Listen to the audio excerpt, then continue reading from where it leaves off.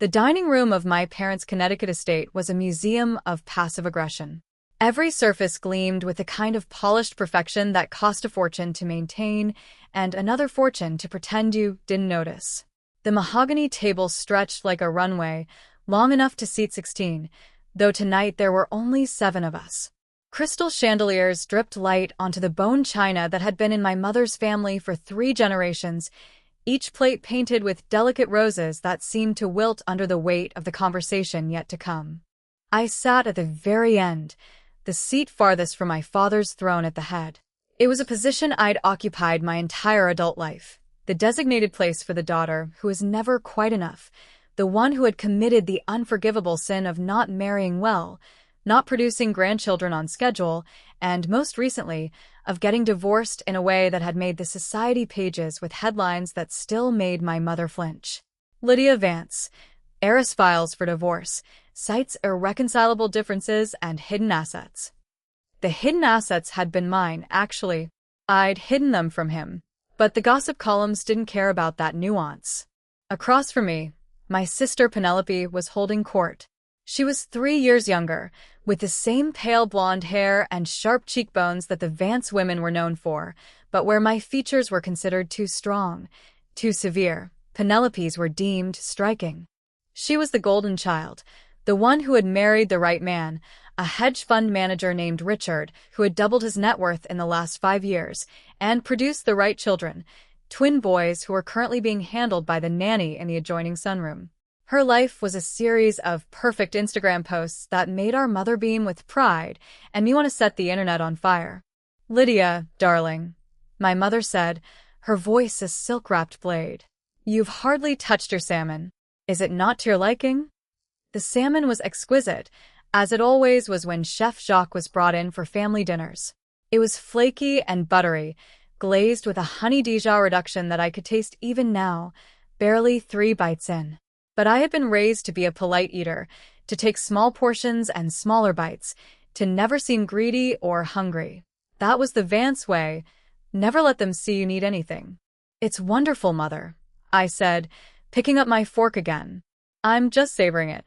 Penelope laughed, a tinkling sound that I remembered from childhood as the soundtrack of my own humiliation. "Savoring it? Lydia, you've been savoring that same forkful for 10 minutes. It's not a wine tasting. Just eat it before it gets cold." Richard, seated beside her, chuckled and patted his wife's hand. "Leave your sister alone, Penny. She's a woman of refined tastes." The way he said it made the word refined sound like an accusation. I knew what they all thought. I was the one who had lost her fortune in the divorce, who had walked away with nothing but the clothes on her back and a small settlement I'd been too proud to fight for. I was the charity case, the one they invited to these dinners out of obligation, the one they expected to be grateful for the scraps. I speared a piece of salmon and ate it, forcing myself to chew slowly, to smile at the flavors as if this were a revelation. The conversation around me shifted to Richard's latest business triumph, a merger that had made him even richer. My father beamed at him with a kind of pride he had never once directed at me. My mother nodded along, her eyes glazed with the comfortable certainty of her position at the top of the social heap. I let my gaze drift around the table. My father, Gregory Vance, was a titan of industry, the kind of man who had built an empire from nothing and now spent his retirement polishing its legacy. He was tall and broad-shouldered, with silver hair and a face that had been carved from granite and disappointment. He had wanted a son. He had gotten 2 daughters and a wife whose primary function was to organize the social calendar. I had never been able to please him, not with my grades, not with my career choices, certainly not with my choice of husband. Elliot, my ex, had been a gambler and a cheat, but he'd had the right last name and the right connections. That had been enough for my father, until it wasn't. My mother, Eleanor, was a different kind of predator. She operated in whispers and glances, in the subtle art of the backhanded compliment. She had perfected the ability to make you feel like the most special person in the room, while simultaneously reminding you that you were not quite good enough. Tonight, she was in fine form, her eyes flicking to me every few seconds as if checking to see whether I was going to embarrass her again by existing too loudly, The twins were crying in the next room. Penelope sighed. The sound of a martyr. "Those boys," she said, shaking her head. "They've been so fussy lately. The nanny says it's a phase, but I think they just miss their grandmother." My mother's face softened in a way it never did for me. "Bring them in, darling. Let me see my grandsons." The twins were brought in, two cherubic little boys with Richard's dark hair and Penelope's pale eyes. They were adorable, I couldn't deny it. They were also spoiled, loud, and clearly used to being the center of attention. They immediately gravitated toward their grandmother, climbing into her lap, demanding her focus. I felt a familiar ache. I had wanted children. I had wanted a family. Elliot had promised me that, along with everything else he'd promised, and then reneged on. When I discovered the depth of his gambling debts, the secret accounts, the other women, I had realized that children with him would have been a mistake. I'd left him before that mistake could be made. But the longing remained, a persistent, dull pain that I'd learned to ignore. The salmon was finished. The plates were cleared.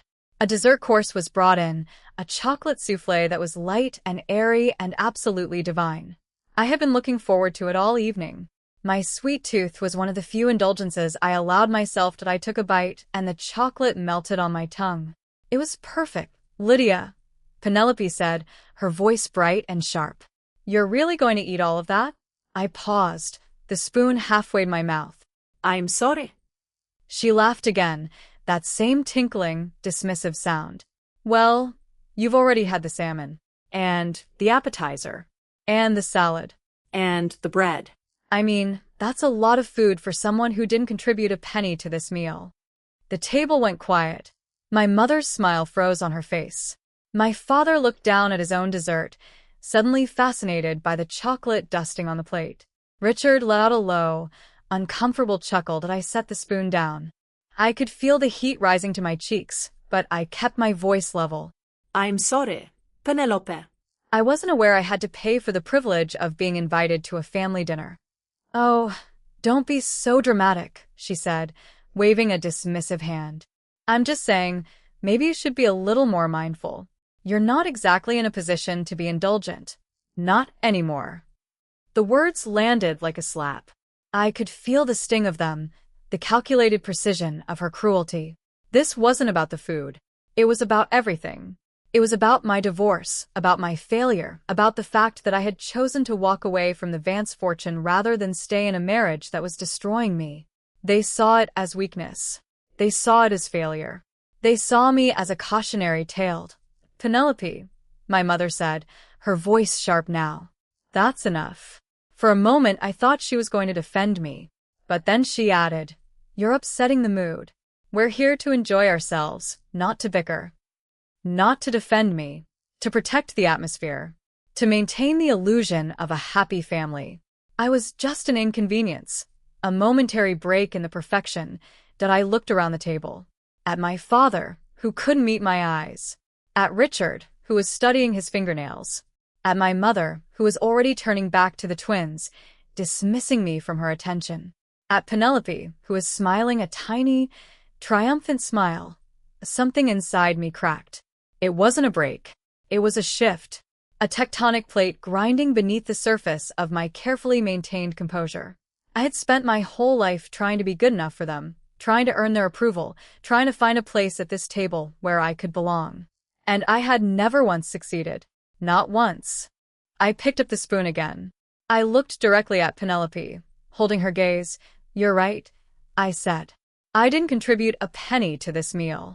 Her smile widened. "See? I'm just being practical, Lydie."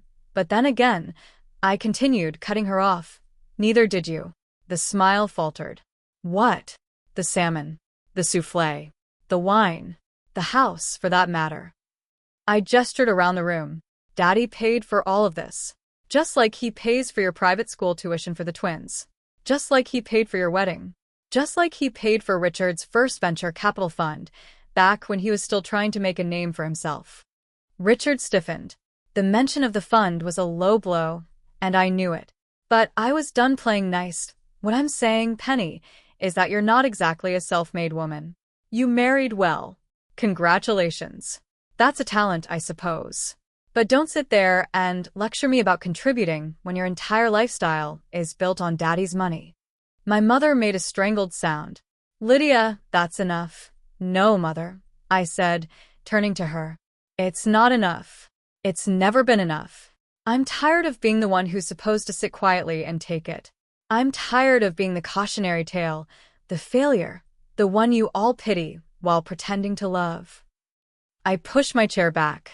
The legs scraped against the hardwood floor, a harsh, grating sound that cut through the tension. You want to know why I didn't bring anything to this dinner? I said, my voice rising. Because I wasn't told I was supposed to.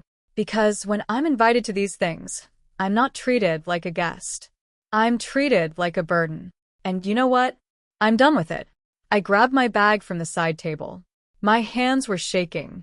My heart was pounding so hard I could hear it in my ears. Lydia, sit down. My father commanded, his voice the gruff authority of a man unused to being disobeyed. I looked at him. The man who had never once told me he was proud of me.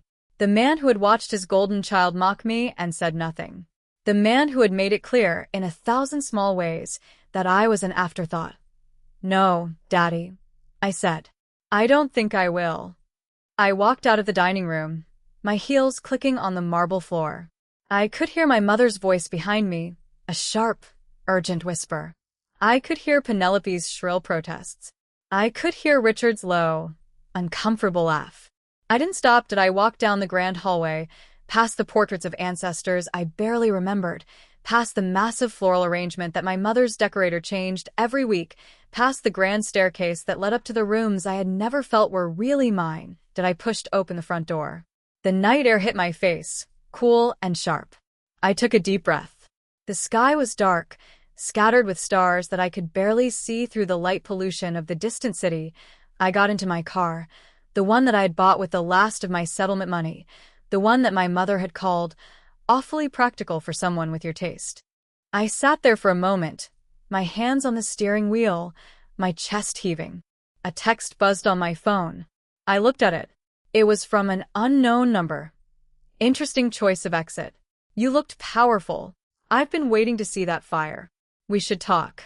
And I stared at the screen.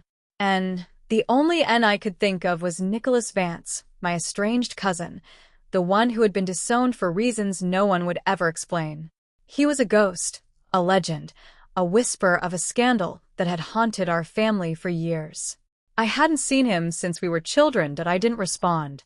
But I also didn't delete the message. I looked back at the house. The lights were blazing, a monument to everything I had just walked away from. I had no job. I had no money. I had no plan. But I had something I hadn't had in years. A voice. I started the car.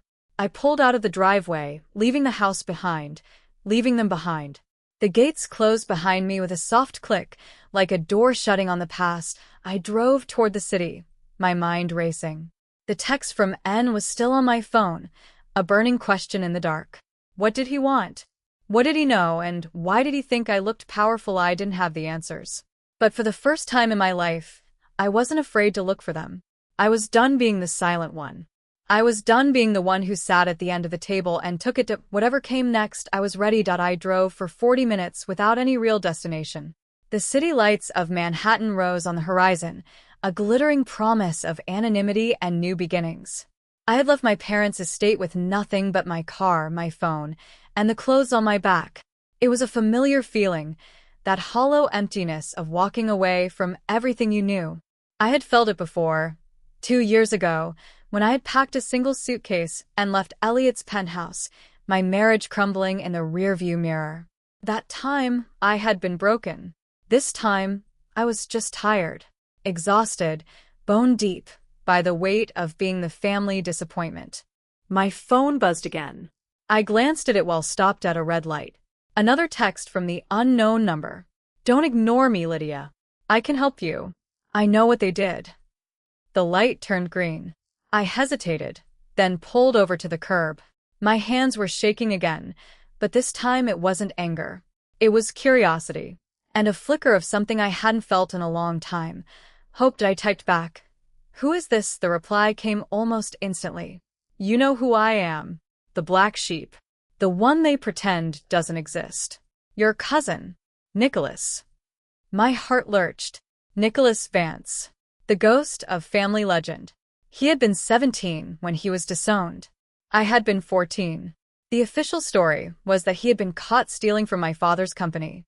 Unofficially, there were whispers of darker things, accusations that never made it to court, a scandal that had been swept under the rug so thoroughly that even Penelope, who loved gossip, never spoke of it. I had barely known him. He was 8 years older, a brooding, intense teenager who had never quite fit in with the polished Vance image. I remembered him sitting at the end of the table, my end of the table, with the same hollow, defiant look I now wore. "How did you get this number?" I typed. "Does it matter? What matters is that I saw you tonight. I saw you walk out. I saw that look on your face. That's the look I had when I left. You're finally ready to burn it all down. And I'm here to hand you the matches." I stared at the screen. My pulse was racing. I didn't know if I could trust him. I didn't know if this was a trap, another way for my family to humiliate me, to prove that I was just as broken and gullible as they always assumed. But the alternative, going back to my empty apartment, eating takeout alone, spiraling into the same self-pity I'd been drowning in for months, wasn't an option. Not tonight.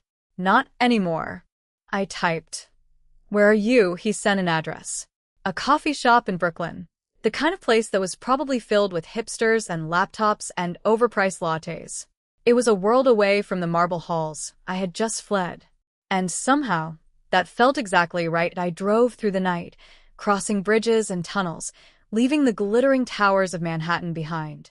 The coffee shop was on a quiet corner, its windows glowing with warm, amber light. I parked and walked inside. The bell above the door chimed. The place was almost empty, just a barista wiping down the counter and a single figure hunched over a table in the corner. He looked up as I entered, and I felt a jolt of recognition. Nicholas Vance was not the brooding teenager I remembered. He was a man in his mid-30s, lean and sharp-featured, with dark hair that was threaded with silver at the temples. He wore a worn leather jacket and a wry smile that didn't quite reach his eyes. He was handsome in a way that made me nervous, the kind of handsomeness that seemed to come with an expiration date and a warning label. "Lydia," he said, standing. His voice was deeper than I remembered, rougher around the edges. "You came. You said you had matches," I replied, sliding into the seat across from him. "I'm tired of freezing in the dark." He laughed, a low, genuine sound. "That's the Vance fire. They tried to beat it out of you, didn't they? But it's still there. I saw it in the way you walked out. That was no retreat. That was a declaration." I ordered a coffee from the barista, black, no sugar. Nicholas was drinking something dark and bitter, the kind of drink that looked like it had been brewed from spite. "Tell me why you're here," I said, wrapping my hands around the warm mug. "Why reach out now after all these years?" He leaned back, studying me with an intensity that made me want to look away. "Because I've been watching. Not you specifically, but the family. I've made it my business to know what they're doing. It's the only way to survive being the one they left behind." "Left behind?" I frowned. "You were disowned. I heard you stole from the company." "I took what was owed to me," he said, his jaw tightening. "But that's not the truth, and it's not why they got rid of me. The truth is, I found out what my uncle, your father, was really doing. The foundation, the charity work, the clean image, it's all a lie. A smokescreen for something much darker." My stomach nodded. "What are you talking about?" He leaned forward, his voice dropping to a whisper. "Your father isn't just a businessman, Lydia. He's a fixer.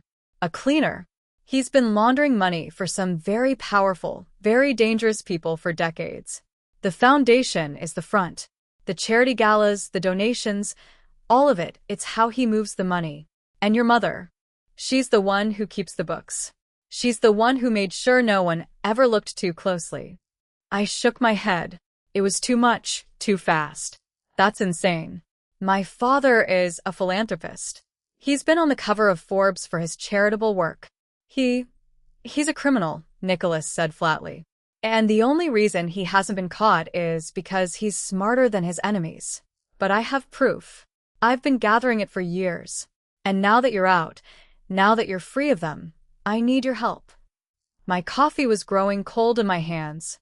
I set it down, my mind racing. I had always known my family was dysfunctional, that my mother's cruelty and my father's distance were rooted in something more than just old-fashioned parenting. But this was a different kind of darkness. Why me? I asked.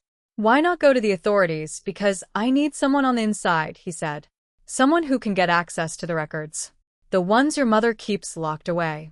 I have a contact who can get me into the estate, but I need someone to disable the security system. Someone who knows the house. Someone who can move without raising suspicion. You're asking me to help you commit a crime. I'm asking you to help me expose a criminal enterprise, he corrected. The same enterprise that spent years telling you weren't good enough, that you were a burden, that you didn't deserve a seat at the table. They took everything from you, Lydia. Your confidence, your self-respect, your future. Don't you want it back?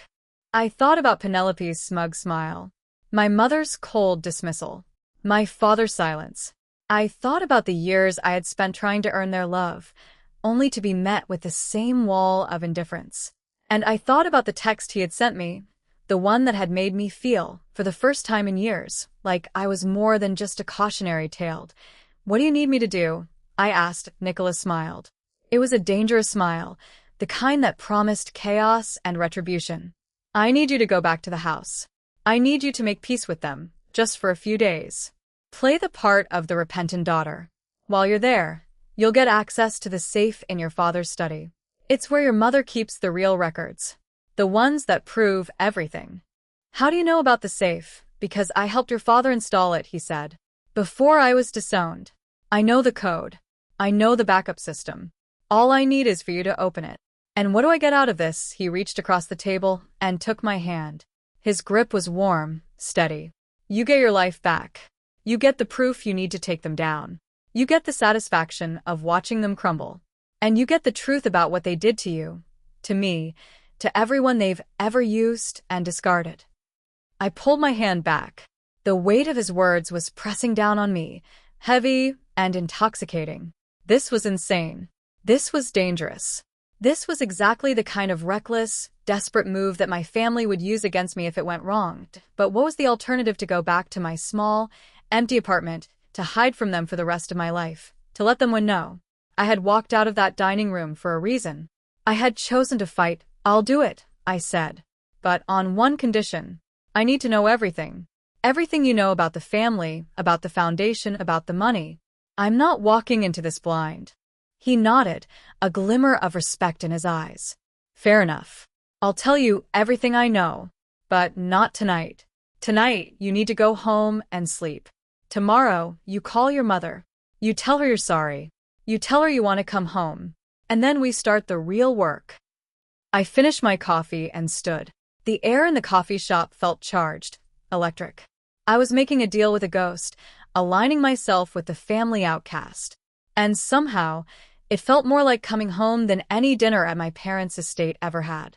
As I walked back to my car, Nicholas's words echoed in my mind. They took everything from you. Don't you want it back? Yes. God, yes. I wanted it back. I wanted justice. I wanted vengeance. I wanted to see the look on Penelope's face when she realized she had underestimated me one last time. I started the car and pulled into the empty streets of Brooklyn. The city was quiet at this hour, the chaos of the day settling into a hushed, expectant stillness. I could still feel the warmth of Nicholas's hand on mine, the promise of a reckoning yet to come. My phone buzzed again. Another text. This one from an unknown number, but not Nicholas's. You were seen meeting with him. You've made a very big mistake. This is your only warning. I read the message 3 times. My blood turned cold. Someone had been watching. Someone knew about the coffee shop. Someone was threatening me, the same way my family had been threatening me my entire life. That I didn't respond. I didn't delete it. I just put the phone down and kept driving, my hands steady on the wheel, my heart pounding with a new, sharp-edged resolve. I had made my choice. I had chosen to fight. And I had just been handed my first piece of ammunition. The war had begun. And I had no intention of losing. I spent the night in my small apartment, staring at the ceiling, the text from the unknown number burning a hole in my memory. You were seen meeting with him. You've made a very big mistake. This is your only warning. I had read it so many times the words had lost their meaning, but the threat remained, a cold knot in my chest. Someone was watching me. Someone knew about Nicholas. And whoever it was, they wanted me scared. It worked. I was terrified. But fear had become a familiar companion over the years, a constant low hum in the background of my life. I had learned to function with it, to push it down and keep moving. That was what I did now. I got out of bed at 6 in the morning, showered, dressed in something that looked effortlessly expensive, a cream silk blouse and tailored trousers that I had bought in my former life and held onto as a reminder of who I used to be, and I practiced the phone call in my head. The call to my mother. The apology. The performance that I had never been a good actress. My mother had always said I wore my heart on my sleeve, that my emotions were too visible, too inconvenient. But I had learned in the months since my divorce how to lie, how to smile when I wanted to scream, how to say, I'm fine when I was falling apart. This was just another role, another mask to wear. And this time, the stakes were higher than they had ever been that I dialed her number at exactly 9 in the morning. She would be having her coffee in the sunroom, reading the society pages, waiting for the day to begin. I knew her routine, as well as I knew my own heartbeat. Lydia, she said, her voice cool and measured. There was no surprise in her tone. She had been expecting this. I'm surprised to hear from you so soon. I thought you'd need at least a week to recover from your little tantrum. The word tantrum landed like a slap. I tightened my grip on the phone. I'm sorry, Mother. For last night. I was out of line. You were, she agreed. You embarrassed your father. You embarrassed me. Penelope was quite upset. Of course she was. My sister thrived on being the center of attention, and I had stolen her spotlight, even if only for a moment. I know. I want to make it right. I was thinking, maybe I could come back for dinner this weekend. Just the family. I want to apologize properly. To everyone. There was a pause on the other end. I could hear her thinking, weighing the offer, calculating the optics. A public reconciliation would be good for the Vance image. It would show that the family was united, that the prodigal daughter had returned to the fold. And it would give her another opportunity to remind me of my place. I suppose that could be arranged, she said finally. Your father has a dinner with some business associates on Saturday, but Sunday afternoon would work. We can have a small luncheon. Just the immediate family. Thank you, Mother. I really appreciate it. Don't thank me yet, darling. You have a lot of ground to make up. And Lydia tried to dress appropriately this time. Your outfit at the dinner was unfortunate. I looked down at my cream silk blouse. It was a classic, expensive piece that had cost more than most people's monthly rent. But it wasn't what my mother considered appropriate. Appropriate meant understated, meant blending in, meant not drawing any attention to yourself. I had worn it precisely because it made me feel powerful. That was the problem. Of course, Mother. I'll be more mindful. We hung up. I stood in my kitchen, the phone still pressed to my ear, my heart pounding. The first step was taken. I was going back to the house. I was going to play the part of the repentant daughter. And I was going to find the proof that Nicholas had promised that I spent the rest of the day planning. I texted Nicholas, telling him the plan. His response was brief. Good. Be careful. They're not stupid, Lydia. They'll be watching you even closer now. If they suspect anything, they'll shut you out completely. And if they find out about me, I can't protect you from what they'll do.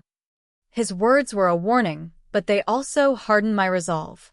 I had spent my entire life being underestimated by my family. It was time to use that to my advantage. They thought I was weak. They thought I was broken. They thought I was just another pawn in their carefully orchestrated game. They were wrong. And I was about to prove it. Sunday arrived faster than I expected. I drove to the estate with my stomach in knots, rehearsing the apology I would offer, the tears I would summon, the humility I would display. I had chosen my outfit with care, a pale pink dress that made me look softer, younger, less threatening. My mother would approve. Penelope would probably sneer at it as playing the victim, but I didn't care. The dress was a costume, and I was committing to the role. The house looked the same as always, grand, imposing, designed to intimidate. The gardens were immaculate, the hedges trimmed to within an inch of their lives. Everything about the estate screamed control, perfection, the illusion of a life that was as flawless as the landscaping. I parked my car and walked up the gravel driveway, my heels sinking slightly into the stones. The door opened before I could knock. My mother stood in the entrance, impeccable in a navy sheath dress, her hair swept back in its usual pristine bun. She looked me up and down, her gaze assessing, judgmental. "You're early," she said. "We haven't even set the table yet." "Sorry, Mother." I was eager to see everyone. Her lips twitched in something that wasn't quite a smile. "Well, come in. Your sister and Richard are already here. The twins are with the nanny. We'll have a few minutes before lunch to talk." I followed her inside. The house smelled like fresh flowers and lemon polish, the same scent that had haunted my childhood. Everything was immaculate, from the marble floors to the crystal chandeliers to the tasteful art on the walls. It was a museum, not a home. It had never been a home. Penelope was in the living room, lounging on a velvet sofa with a glass of champagne in her hand. She looked up as I entered, her smile a thin, predatory line. "Lydia," she said, drawing my name out like it was a punchline. "You're back." "I'm so surprised." "Penny," I said, keeping my voice even. "You look well." "I look fabulous," she corrected. "But then again, I always do. It's a Vance trait. Well, for most of us." I forced a smile. I wanted to apologize. For Friday night, I was out of line. "I'm sorry for the things I said." She waved a dismissive hand. "It's fine. I've already forgotten about it. Honestly, Lydia, I don't think about you nearly as much as you think I do." It was a deliberate cruelty, a reminder that I didn't matter. I felt the sting of it, but I didn't let it show. I just nodded, keeping my expression placid, my eyes lowered. I was playing the part of the humble, repentant sister, and Penelope was eating it up. My father came in from his study, his face unreadable. He grunted a greeting, then sat down in his armchair, retreating behind the newspaper. He had always been good at ignoring me. It was one of his talents. We moved to the dining room for lunch. The table was smaller than it had been on Friday, intimate and carefully set. I was placed between my mother and Richard, a position that felt like a trap. Richard was charming in a smarmy, Wall Street kind of way, the kind of man who thought his money made him interesting. He spent most of the meal talking about his latest deal, dropping names and numbers like confetti. "I heard the foundation is looking at expanding into the European market," he said, glancing at my father. "That's a bold move. Are you sure about the regulations over there?" My father grunted. "I'm always sure about my regulations. I've got people who handle that." My mother smiled. "Your father's business acumen is unmatched. It's one of the reasons our family is so respected." I said nothing. I ate my salad and listened, my mind racing. The safe was in my father's study.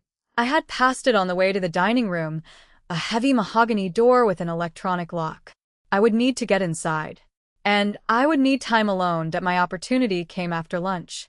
My mother asked me to help her in the kitchen, a task that I usually dreaded, but that I accepted eagerly now. It would give me a chance to move around the house, to observe, to plan. "Could you fetch the dessert plates from the butler's pantry?" she asked, her back to me as she arranged a tray of petit fours. "They're in the cabinet on the left." I nodded, even though she couldn't see me. "Of course, Mother." I walked down the hallway, my footsteps silent on the thick carpet. The butler's pantry was near my father's study, and as I approached, I saw that the door was slightly ajar. My heart started pounding. This was my chance. I glanced around. The hallway was empty. I slipped inside, closing the door behind me. The study was dimly lit, the heavy curtains drawn against the afternoon sun. The room smelled like leather and old books, the scent of a man's domain. The safe was built into the wall behind a large painting of a hunting scene. I knew the code, Nicholas had given it to me, and I knew the backup system. But I also knew that my mother was likely watching me. I had to be fast. I moved the painting aside. The The safe was sleek and modern, an electronic lock with a keypad. I typed in the code. The display blinked green. The lock disengaged. My hands were shaking as I pulled open the heavy door. Inside were files, folders, and a small leather box. I grabbed the box, opening it quickly. It was filled with documents, financial records, and a stack of photographs. I started taking pictures with my phone, my heart racing. I didn't have time to read everything, but I knew that Nicholas would know what to look for. I was halfway through when I heard footsteps in the hallway. I froze. The footsteps were coming closer, heading toward the study. I shoved the files back in the safe, closed the door, and replaced the painting just as the door handle turned. My mother stepped inside. Her eyes narrowed as she saw me standing there. "Lydia," she said, her voice dangerously quiet. "What are you doing in here?" My mind went blank. I had no excuse, no explanation. But then I saw the box of petit fours on the desk. I had forgotten to pick up the dessert plates. I was holding the box, not the files. I had been caught red-handed, but I had also been holding a plausible alibi. "I was looking for you," I said, my voice trembling slightly. "I found the petit fours in the pantry, but I couldn't find the dessert plates. I thought maybe you'd left them in here." She stared at me, her gaze unblinking. I could see the suspicion in her eyes, the calculation. She didn't believe me. But she also didn't have proof. "You shouldn't be in your father's study," she said finally. "He doesn't like people in his private space. Especially without permission." "I'm sorry, Mother. I didn't mean to intrude. I'll go back to the kitchen." I walked past her. The box of petit fours clutched against my chest, my heart pounding so hard I thought it might burst. I could feel her eyes on my back, watching me, judging me. I made it to the kitchen and collapsed against the counter, my breath coming in ragged gasps. The photos were on my phone. The evidence was mine. I had done it. I had taken the first real step toward destroying them, and I had gotten away with it. For now. But as I looked back at the study door, I knew that my mother's suspicions were aroused. She would be watching me even more closely now. I had succeeded, but I had also exposed myself. The clock was ticking, and I had to move fast. My phone buzzed in my pocket. A text from Nicholas. "Did you get it?" I typed back, my fingers trembling. "Yes. But I think she knows." His reply was immediate. "Get out of there. Now. I'll meet you at the coffee shop. We need to move to the next phase sooner than planned."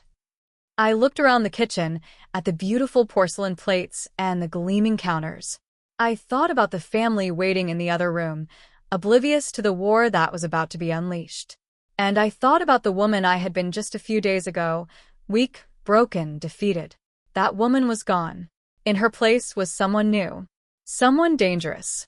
Someone who had just stolen the first piece of the puzzle that would bring the Vance dynasty crashing down.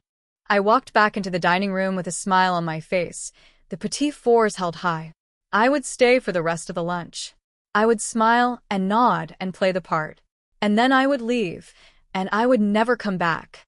Because I wasn't just walking away anymore. I was marching toward Wardat, and this time, I was going to win. The coffee shop was busier than it had been 2 nights ago. The afternoon light slanted through the windows, catching the dust motes that floated in the air like tiny golden spies. I found Nicholas in the same corner booth, a black coffee untouched in front of him, his eyes scanning the room with the wariness of a man who had spent years looking over his shoulder. I slid into the seat across from him and slid my phone across the table. I got it. Everything I could photograph in the time I had. He picked up the phone, scrolling through the images with a speed that suggested he already knew what he was looking for. His jaw tightened as he studied the documents. "This is good. This is really good. The shell companies, the offshore accounts, the transactions funneled through the foundation. It's all here, including something I didn't expect." "What?" He turned the phone toward me, showing me a photograph of a document that had been tucked inside the leather box. It was a letter, typed on letterhead that I recognized as belonging to a prominent law firm. The letter was addressed to my mother, and it detailed a trust fund that had been set up in my name when I was a child. A trust fund that I had never known existed. My breath caught in my throat. "What is this?" "It's your inheritance," Nicholas said. "Or at least part of it. Your grandmother, Your father's mother set up a trust for you when you were born. She wanted to make sure you were taken care of, independent of your father's control. But your mother and father never told you about it. They've been using it to fund their own ventures for years. I stared at the letter, my mind struggling to process the information. A trust fund. My grandmother had left me money. Money that was supposed to be mine. Money that my parents had stolen. How much is in it? I asked, my voice barely a whisper. Enough to make them very nervous, Nicholas said. And enough to give you leverage. If you can prove that they've been misappropriating those funds, you can take them to court. You can freeze their accounts. You can destroy them financially, the same way they've been trying to destroy you. I felt a surge of anger, so intense it made my hands tremble. All those years of being told I was a burden, that I was lucky to be allowed to eat at their table, that I didn't contribute anything. And all along, they had been stealing from me. They had taken my inheritance and used it to fund their lavish lifestyle, their charity galas, their carefully constructed image of perfection. I'm going to kill them, I said. That's the spirit, Nicholas replied, a grim smile on his face. But first, we need to be smart. We need to get the original documents. The ones in the safe. We need to prove that the trust was mismanaged and that your parents were the ones who did it. That's going to be harder now, I said. My mother is suspicious. She caught me in the study. She didn't believe my excuse. Nicholas nodded, his expression thoughtful. I figured that might happen. That's why I'm moving up the timeline. I have a contact, a former employee of the foundation, who has agreed to testify. But we need physical proof. The documents in the safe are the key. How are we going to get them? He leaned forward, lowering his voice. The gala. Next weekend. Your parents are hosting their annual foundation fundraiser. The house will be full of guests, caterers, security. But that also means there will be chaos, a distraction, and we can use that to our advantage. I thought about the gala. I had attended it every year of my adult life, a dutiful daughter dressed in expensive gowns, smiling for the cameras, making small talk with donors. It was the perfect cover. No one would notice if I slipped away for a few minutes. You want me to break into the safe during the gala? I want you to get in and out, quickly and quietly, while everyone is distracted by the party. I'll be there too, blending in with the crowd. If things go wrong, I'll create a diversion. But I need you to be the one who goes into the study. Why me? Because you have the most to lose, he said. And because you're the only one they won't suspect. Not really. They think you're weak. They think you've given up. Use that. I nodded slowly. The plan was risky. Insane even. But what choice did I have? I was already in too deep to walk away. And after seeing that letter, after knowing what they had stolen from me, I couldn't have walked away even if I wanted. Okay, I said. I'll do it. The gala was a week away. 7 days to plan, to prepare, to steel myself for what was coming. I spent those days in a haze of anxiety and purpose. I practiced breaking into the safe in my own home, using a small metal pick to open a cheap lockbox I had bought at a hardware store. I memorized the layout of the estate, the location of the cameras, the timing of the security patrols. I told myself I was ready. But I wasn't ready for what happened the night before the gala. It was late, past midnight. I was in my apartment, double-checking the photos on my phone when my doorbell rang. I froze. No one visited me at this hour. No one visited me at all. Really did I crept to the door, peering through the peephole. My blood turned cold. Standing in the hallway, flanked by 2 men in dark suits, was my father. His face was a mask of cold fury. I opened the door, my heart pounding. Daddy, what are you doing here? He pushed past me into the apartment, his eyes scanning the small space with evident disgust. We need to talk, Lydia. Your mother told me about your little visit to my study. Mother told you what? I asked, my voice trembling. It was just a misunderstanding. I was looking for dessert plates, that's all. Don't lie to me. His voice was ice. I know you've been talking to Nicholas. I know he's been filling your head with lies. And I know you've been taking things from my house. My mind raced. How did he know? Had my mother been watching me? Had she planted cameras in the study? I don't know what you're talking about. I haven't seen Nicholas since we were children. He stepped closer, his bulk filling the small room. "You're a terrible liar, Lydia. Always have been. I gave you a chance. I let you back into the house. I thought maybe you'd come to your senses. But instead, you've chosen to betray your family." "Betray?" I laughed, a hollow, desperate sound. "You stole from me my grandmother's trust. You've been using my money to fund your empire, and you've been lying to me about it my whole life. If anyone has betrayed anyone, it's you." For a moment, something flickered in his eyes. Surprise, guilt, but then it was gone, replaced by that familiar coldness. "Your grandmother was senile. She didn't know what she was doing when she set up that trust. We used the money to protect the family. To protect you. Protect me. You made me feel like I was worthless. Like I was a burden. You used my own money against me, and you never even told me it existed." He grabbed my wrist, his grip tight and painful. "You're going to stop this.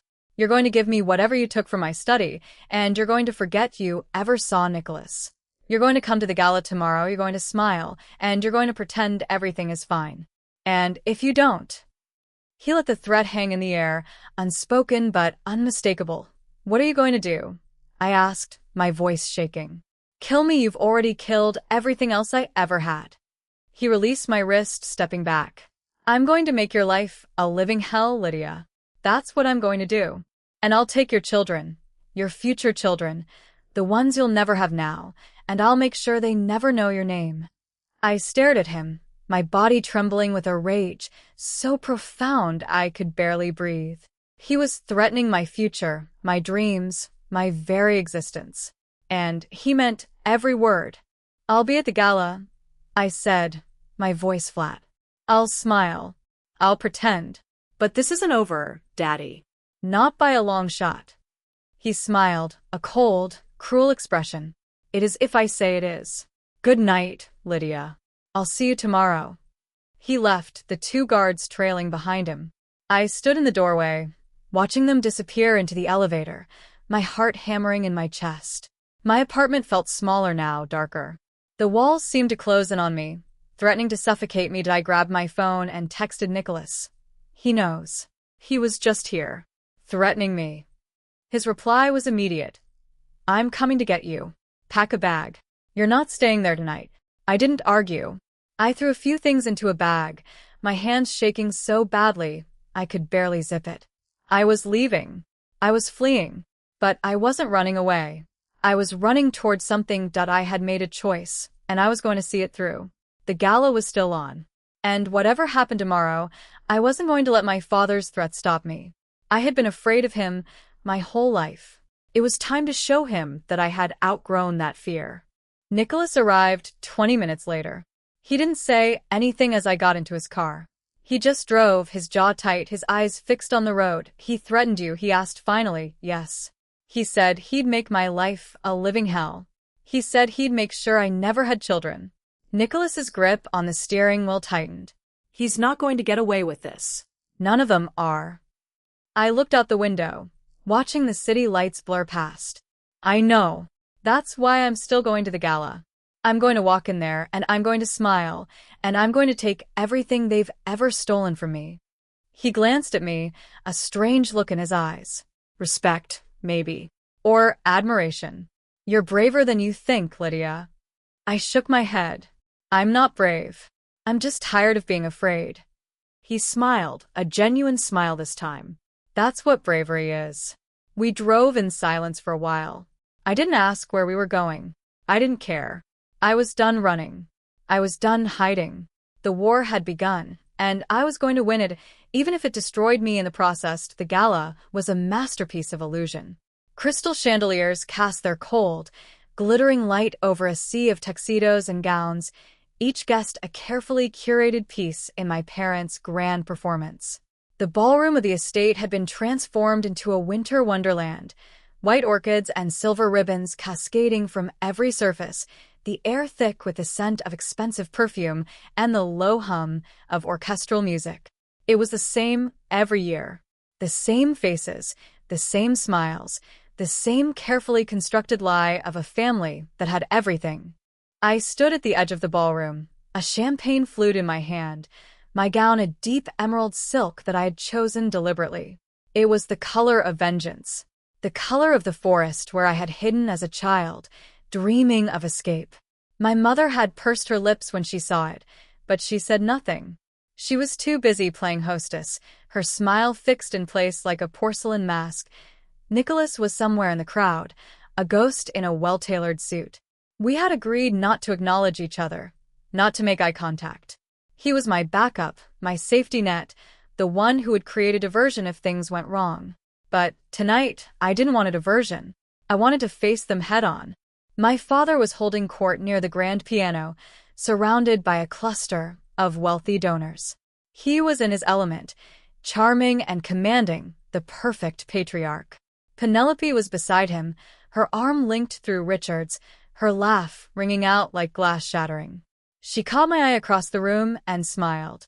It was a knowing smile, a smug smile. She thought she had won. She thought I was broken. I smiled back. And I started walking. The study was at the far end of the house, down a corridor that was empty at this hour. The gala was in full swing, the guests too preoccupied with champagne and conversation to notice the host's wayward daughter slipping away. I moved quickly, my heels silent on the thick carpet, my heart pounding in my ears. The study door was locked. I had anticipated that. I pulled out the small electronic device that Nicholas had given me, a bypass tool that would override the lock in seconds. The green light blinked. The lock clicked open and I slipped inside, closing the door behind me. The room was dark, the only light coming from the glow of the city beyond the windows. I moved to the safe, my hand steady despite the adrenaline coursing through my veins. I entered the code, and the door swung open. The documents were there. The originals. The trust fund paperwork, the offshore account records, the photographs of my father with men whose faces I didn't recognize but whose names I knew from the news. I grabbed them all, stuffing them into the leather bag I had brought. I was just closing the safe when the door opened. My mother stood in the doorway, her face a mask of cold fury. Behind her, my father loomed, his bulk filling the frame. They had known. Of course they had known. They had been waiting for me. Lydia, my mother said, her voice a silken blade. I was hoping you'd try this. It makes this so much easier. I straightened, my hand still on the safe door. Easier for whom? For us, my father said, stepping into the room. You've made your choice, Lydia. You've chosen to betray your family. And now you'll face the consequences. What consequences? I asked, my voice steady. You can't hurt me anymore. I have the proof. I have everything I need to destroy you both. My mother laughed. It was a cruel, hollow sound. Destroy us, darling. You have no idea what you're dealing with. We have lawyers. We have connections. We have more money than you could ever dream of. You're a nothing. A failure. A ghost. And after tonight, you'll be a ghost with nothing. She reached into her purse and pulled out a piece of paper. I recognized it immediately. It was the letter from my grandmother's lawyer, the one detailing the trust fund. But there were marks on it, red ink scrawled across the page. You think that trust fund is yours, my mother said. You think your grandmother left you anything. She was a bitter old woman who couldn't stand to see us succeed. She wrote that letter to hurt us, to make you think you had a claim. But it's nothing. A piece of paper. And we've already had it voided. I stared at the letter, my mind reeling. That's a lie. You're lying. Am I? She smiled, a predator's smile. We have lawyers, Lydia. Very good lawyers. They've already filed paperwork to dissolve the trust. There's nothing you can do. I felt the ground shift beneath me. The proof, the evidence, everything I had risked. Was it all for nothing? Had they already outmaneuvered me? And then I heard a voice from behind them. A voice I hadn't heard in years. They can't dissolve a trust that doesn't exist. Nicholas stepped out of the shadows, his gun. Where had he gotten a gun? Trained on my father's chest. His face was hard, unreadable. Put the gun down, Nicholas, my father said, his voice calm. You're making a mistake. I've been making mistakes my whole life, Uncle Gregory. This isn't one of them. He walked past them, his eyes on me. The trust is real, Lydia. And your grandmother was very careful. She put it in a separate jurisdiction, one that your parents' lawyers can't touch. The documents you took from the safe. They're not the originals. They're copies. The originals are with a law firm in Geneva. I have a contact there. They're already in motion. My mother's face drained of color. You're bluffing. I don't bluff, Nicholas said. I learned that from you, Aunt Eleanor. You taught me that power is about leverage. And right now, I have all the leverage. My father lunged for him, but Nicholas was faster. He sidestepped, and the gun cracked against my father's temple. He crumpled to the ground, unconscious. My mother screamed. She lunged at me, her nails clawing at my face, but I was faster. I grabbed her wrists, holding her back. It's over, Mother. It's all over. She looked at me, her eyes wild, her carefully constructed mask shattered. You're nothing, she hissed. You'll always be nothing. I looked at her. I saw the fear behind the fury, the desperation, the crumbling of a woman who had built her entire life on lies. And for the first time in my life, I felt pity. Not forgiveness. Not reconciliation. But pity. Maybe I am nothing, I said, releasing her wrists. But nothing is better than being what you are. A thief. A liar. A woman who spent her whole life tearing down the people she was supposed to love. She backed away, her hands trembling. The music from the ballroom drifted in, a waltz, the sound of laughter, the oblivious celebration of people who had no idea that the dynasty they were admiring was about to crumble. Nicholas pulled out his phone and dialed. It's done. Send them in. Within minutes, the study was filled with uniformed officers. They had been waiting Nicholas's contacts, the ones who had been building a case against the Vance family for years. My parents were handcuffed, led away in front of the shocked guests who had gathered in the hallway. Penelope stood among them, her face pale, her mouth open in disbelief. Richard was already on his phone, calling his lawyers. I walked out of the house, leaving it all behind. The night air hit my face, cool and crisp. I walked down the gravel driveway, past the flower beds and the hedges, past the fountain where I had made wishes as a child, wishes that had never come true. Nicholas caught up with me. Lydia, wait. I turned. You saved me. You saved everything. He shook his head. No. You saved yourself. I just handed you the gun. I laughed, a sound that was half sob, half joy. What happens now? He looked at the house, the lights blazing, the chaos unfolding within. Now you rebuild. You take your inheritance. You start a new life. And you never let anyone tell you that you're nothing again. I nodded. I thought about the little girl who had sat at the end of the table, who had been told she didn't deserve to eat. I thought about the woman who had walked away from her marriage with nothing but her pride. And I thought about the future that was finally, truly mine. I opened the trunk of my car and pulled out the dessert plates. The ones I had forgotten on the night of the first dinner. They were my mother's finest china, the ones with the delicate roses. I held one up, studying it in the moonlight. What are you doing? Nicholas asked. I smiled. And I threw it against the ground. It shattered into 100 pieces, glittering like the chandeliers inside. Starting over. I said. I got into my car and drove away, the pieces of broken china scattered behind me like a trail of breadcrumbs. I didn't look back. I didn't need to. The past was broken, shattered beyond repair. And the future was waiting, bright and open and mine.